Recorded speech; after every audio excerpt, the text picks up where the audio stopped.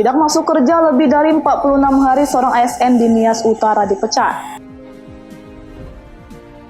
Mantan manajer keuangan PT Pos Medan ditangkap polisi. Penderita tumor hidung di Serdang Bedagai butuh bantuan.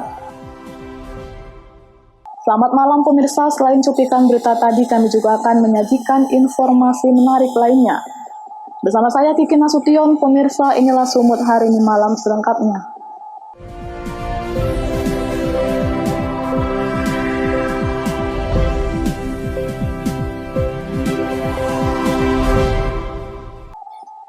Kita ke informasi pertama pemirsa. Di tengah wabah COVID-19 yang menyebar luas di Kepulauan Nias, seorang aparatur sipil negara berinisial MT di Pemda Nias Utara dipecat akibat tidak masuk kantor selama 46 hari kerja. Pemecatan tersebut dilakukan oleh pihak Pemda Nias Utara berdasarkan peraturan pemerintah tentang disiplin pegawai negeri sipil.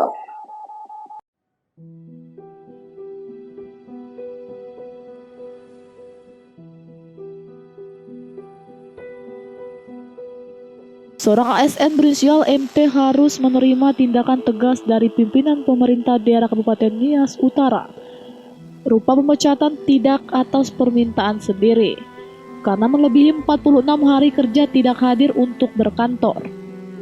Kepala Badan Kepegawaian Daerah Kabupaten Nias Utara, melalui Kepala Bidang Penggadaian dan Pembinaan Pegawai, Suparman Zega mengatakan, pemecatan yang diberikan kepada ASN berinisial MT tersebut telah sesuai pada peraturan pemerintah nomor 53 tahun 2020 tentang disiplin pegawai. Meski di tengah pandemi COVID-19, sanksi berupa pemecatan kepada MT yang selama ini tidak masuk kantor tetap diterapkan kepadanya. Sejak dijatuhi sanksi pemecatan tersebut oleh pihak Pemda Nias Utara, sampai saat ini laporan banding administratif MT kepada pihak Pemda belum disampaikan. Ya, benar. Ada salah satu PNS yang telah kita ambil tindakan tegas karena melanggar disiplin berat di salah satu PNS di Kabupaten Utara. PNS yang bersangkutan ini adalah pelanggaran ketidakhadiran masuk kantor lebih dari 46 hari kerja. Selain MT, masih banyak ASN di lingkup Nias Utara yang melanggar disiplin pegawai. Akan tetapi masih diberikan toleransi atau pembinaan di masing-masing SKPD tempat ASN bekerja. Augomano Zega melaporkan untuk Evarina TV. Pemirsa, warga Kelurahan Silandit dan Desa Aik Bayur, Kota Padang Sidimpuan, kembali meminta wali kota untuk merelokasi pemakaman jenazah COVID-19 dari wilayah mereka.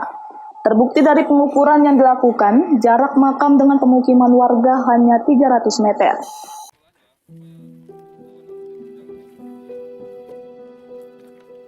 Wali Kota Padang Sidempuan Irsan Effendi Nasution bersama Dandim 0212 TS, Kapolres Padang Sidempuan bersama warga Desa Aik Bayur dan Sidit, Kamis siang melakukan pengukuran jarak antara pemukiman warga dengan lokasi pemakaman jenazah COVID-19. Dalam pengukuran ini, jarak makam dan pemukiman warga hanya 300 meter. Hal inilah yang membuat warga gerah, sebab menurut warga seharusnya berjarak 500 meter sesuai dengan prosedur tetap kesehatan.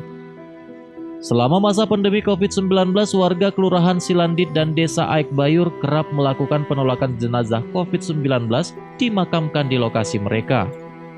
Selain tidak adanya sosialisasi dari pemerintah Kota Padang Sidempuan, jarak yang tidak memenuhi standar kesehatan pun menjadi alasan warga resah. Warga meyakini jika Pemko Padang Sidempuan bersikeras terus melakukan pemakaman di daerah mereka, maka warga akan terjangkit COVID-19.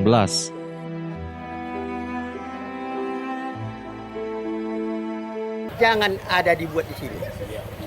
Itu aja. Lain itu tidak ada masalah. Dengan dasar waktu pemakaman COVID yang yang sebelum yang terakhir ini itu sampah-sampah dari bertaburan.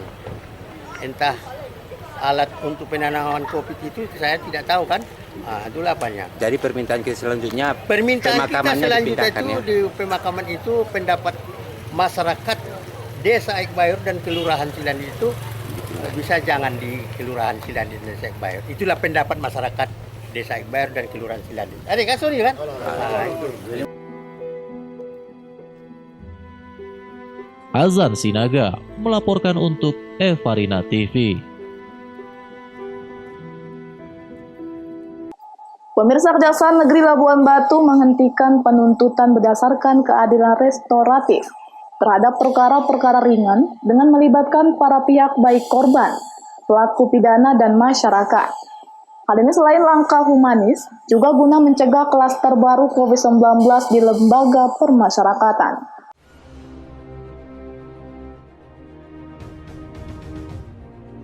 Kejaksaan Negeri Labuhan Batu menindaklanjuti Peraturan Jaksa Agung Nomor 15 Tahun 2020 tentang penanganan hukum yang humanis, yakni restoratif justice terhadap korban dan pelaku kejahatan yang bertempat di Aula Ruangan Data Kejari setempat Jalan Sisingamangaraja Rantau Prapat, Labuhan Batu, Sumatera Utara.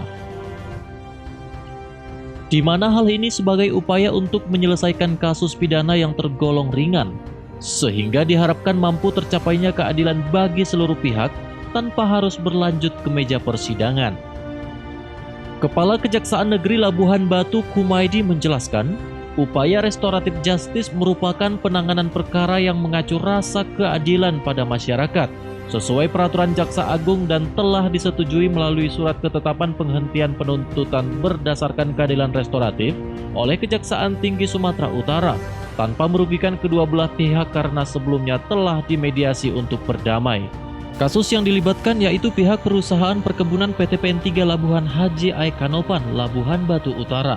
Sebagai korban dan tersangka RD merupakan karyawan di perkebunan tersebut yang telah melakukan tindak pidana penggelapan dalam jabatan melanggar pasal 374 KUHP, sehingga perusahaan mengalami kerugian sedikitnya Rp75.000. Dari Kejaksaan Negeri Labuhan Batu melakukan langkah penghentian penuntutan terhadap perkara atas nama tersangka RD, bahwa terhadap perkara RD tersebut kami lakukan penghentian penuntutan dengan alasan bahwa pertama kali melakukan tindak pidana, kerugiannya yang dilakukan itu sangat kecil, ancaman hukumannya belum di bawah 5 tahun. Kami melakukan penghentian penuntutan tersebut atas dasar pertama usulan daripada jaksa penuntut umum yang mengusulkan kepada kami untuk melakukan langkah-langkah perdamaian sebagaimana yang diatur dalam Peraturan Jaksa Agung Nomor 15 Tahun 2020.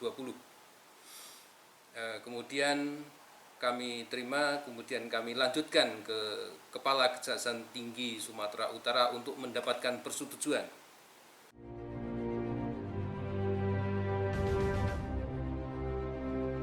Dan yang mana nantinya restoratif justice sendiri akan diterapkan secara berkesinambungan, sehingga selain diharapkan mampu memutus klaster baru penyebaran COVID-19 di lembaga permasyarakatan, juga sebagai langkah kejaksaan dalam menjawab kebutuhan hukum bagi masyarakat. Ucok Sitorus melaporkan untuk Evarina TV.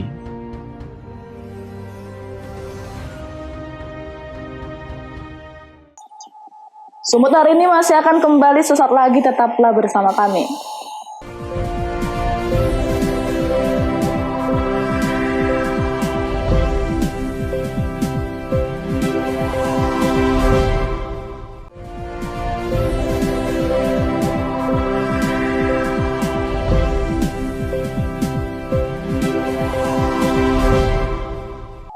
Terima kasih masih bersama kami.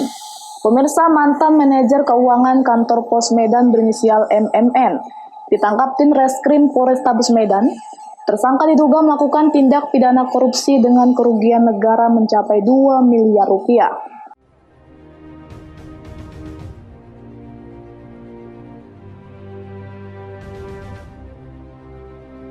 Mantan manajer keuangan dan benda pos Matrai kantor Pos Medan berinisial MMN ditangkap personil Polrestabes Medan di kediamannya. di kawasan Kelambir 5 Kabupaten Deli Serdang, Sumatera Utara. Penyidik Satuan Reserse Kriminal menetapkan MMN sebagai tersangka kasus korupsi yang telah menyeret SHS, bawahannya tersangka MMN, yang sudah divonis oleh Pengadilan Negeri Medan dalam perkara penyalahgunaan materai sebanyak 349.000 lembar pada akhir 2019 silam. SHS sendiri kini sedang menjalani masa hukuman 5 tahun penjara di Lapas Tanjung Gusta Medan. MMN diduga bekerja sama dengan narapidana SHS atas penggelapan berkesinambungan sebanyak 349.000 lembar materai yang menyebabkan kerugian negara sebesar 2 miliar lebih.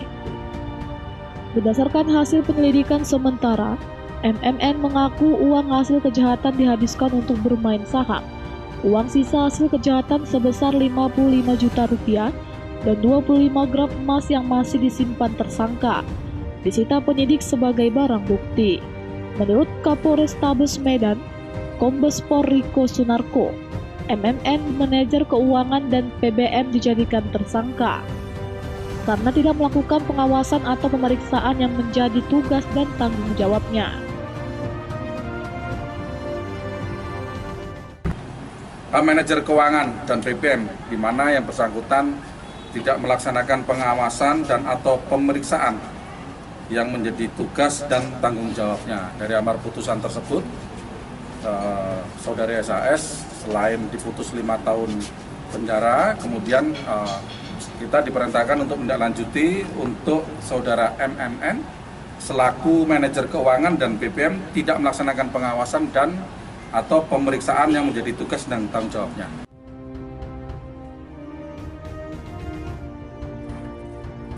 Terhadap MMN, penyidik kepolisian mengenakan Undang-Undang Nomor 20 Tahun 2001 tentang tindak pidana korupsi pasal 2 ayat 1, pasal 3 junto, pasal 55 ayat 1 KUH pidana dengan ancaman minimal 4 tahun penjara. Wahyu Pratama melaporkan untuk Eva Rina TV. Pemirsa, angka penjualan bahan bakar minyak di Sumatera Utara tercatat mulai menunjukkan peningkatan, setidaknya dalam 3 bulan terakhir. Sebelumnya, akibat pandemi COVID-19, angka penjualan BBM oleh Pertamina sempat tertekan.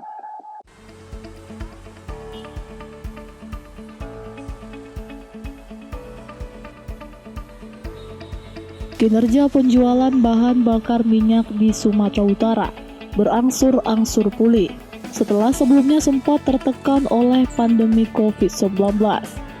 Pertamina mencatat pada masa awal pandemi COVID-19, angka penjualan sempat anjlok sebesar 28%.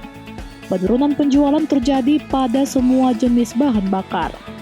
Akan tetapi sejak mulai diberlakukannya adaptasi kenormalan baru, serta dorongan untuk menjalankan roda ekonomi, secara tidak langsung mendongkrak penjualan BBM, khususnya BBM berkualitas seperti Pertamax, Pertamax Turbo, Pertalite, dan Pertadex, serta Dexlite. Selama bulan Agustus jika dibanding hari biasa selama pandemi, konsumsi Pertalite naik 11%, Pertamax 19%, serta Pertamax Turbo naik signifikan sebesar 55%. Sementara untuk BBM jenis diesel, seperti Pertamina Dex dan Dexlite, masing-masing meningkat 34% dan 27%.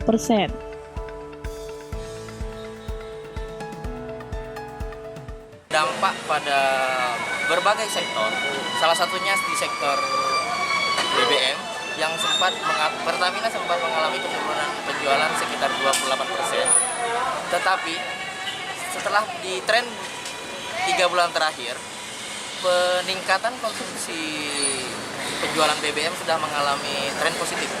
Jadi tercatat untuk khususnya di BBM berkualitas seperti Pertamax, Pertamax Turbo, dan Pertalite, Pertamina sudah mengalami pertumbuhan positif di penjualan terakhir.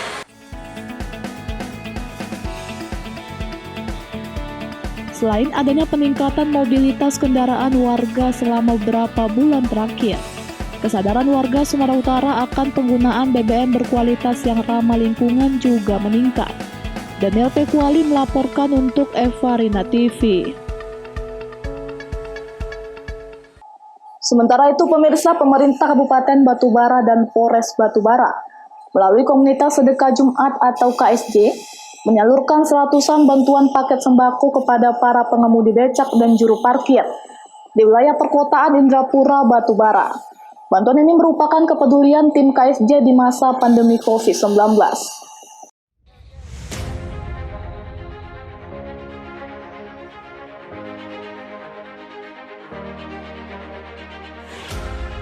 Sebanyak 200 paket sembako dibagikan langsung oleh Kapolres Batubara beserta pemerintah Batubara dan tim KSJ kepada pengemudi becak dan juru parkir di Pasar Delima, Indrapura, Kecamatan Air Putih, Batubara, Sumatera Utara. Ketua KSJ Kecamatan Air Putih, Suhendri, mengatakan bantuan yang diberikan ini merupakan kepedulian pemerintah dan Polres melalui komunitas sedekah Jumat untuk meringankan beban para abang tukang becak dan juru parkir di masa pandemi COVID-19. Karena tukang becak ini kan kesehariannya biasanya sebelum COVID ada, ini kan mereka banyak menampung dapat sewa dari anak-anak sekolah. Karena anak-anak sekolah ini udah secara daring, makanya tukang becak ya otomatis tidak dapat sewa. Makanya itu kita hadir komunitas sedekah Jumat sedikit berbagi rezeki kepada mereka ya, sementara agar mereka sedikit terbantu lah. Taufik melaporkan untuk Evarina TV. Sumut hari ini masih akan kembali sesaat lagi, tetaplah bersama kami.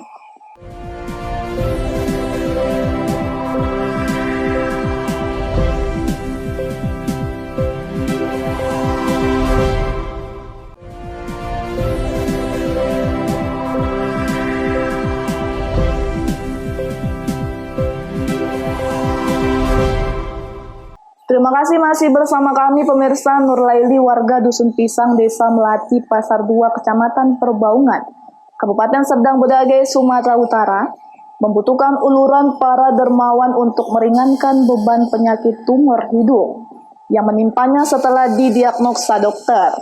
Penyakit tersebut sudah dialaminya sejak 1,5 tahun. Kondisi Nurlaili begitu memprihatinkan akibat penyakit tumor hidung yang dideritanya. Kondisi wajah Nurlaili mengalami pembengkakan. Selain penglihatan dan pendengaran, Nurlaili juga kesulitan untuk membuka mulut, sehingga ibu 3 anak ini mengalami kesulitan untuk makan. Menurut Khairullah, suami Nurlaili, sakit yang dialami istrinya ini mulai dirasakan sejak 1,5 tahun yang lalu, di mana Nurlaili awalnya mengalami sakit flu dan sering mengeluarkan darah dari hidung. Karena keterbatasan ekonomi yang dialami keluarganya, Nurlaili hanya menjalani pengobatan alternatif di kampung mereka. Pada bulan Agustus 2020, Nurlaili dibawa untuk menjalani perawatan di rumah sakit setelah dibantu oleh pihak desa dan puskesmas setempat untuk mengurus kartu BPJS Kesehatan, yang mana dibayarkan secara mandiri oleh suami Nurlaili. Rencananya dalam beberapa hari ke depan, Nurlaili akan menjalani rawat inap di salah satu rumah sakit di Lubuk Pakam. Dan akan dilakukan pemeriksaan lanjutan untuk melihat penyakit dari bagian dalam wajah Nurlaili.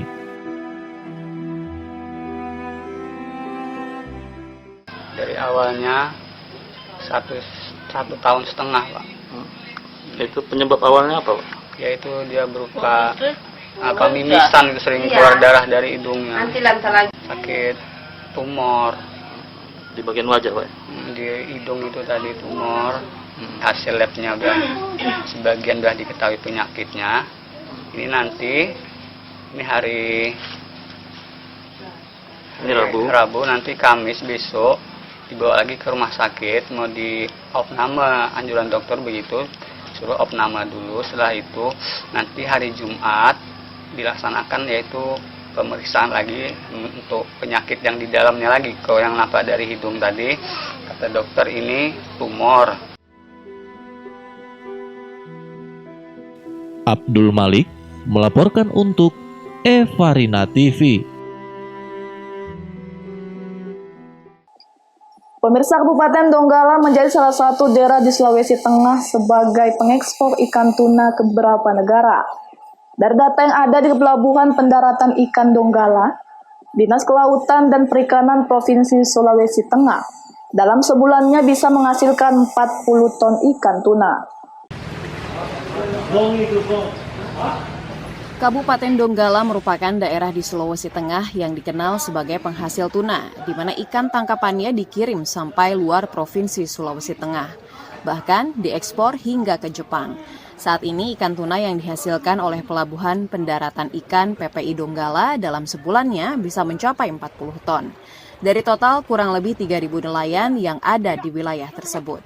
Kepala PPI Donggala, Dinas Kelautan dan Perikanan Sulawesi Tengah pada Kamis 3 September mengungkapkan saat ini pihaknya tengah mengurus berkas ekspor tuna ke negara selanjutnya seperti Singapura dan Korea dan berencana akan membentuk kelompok binaan nelayan yang terfokus dalam penangkapan ikan tuna di beberapa desa yang dianggap potensial.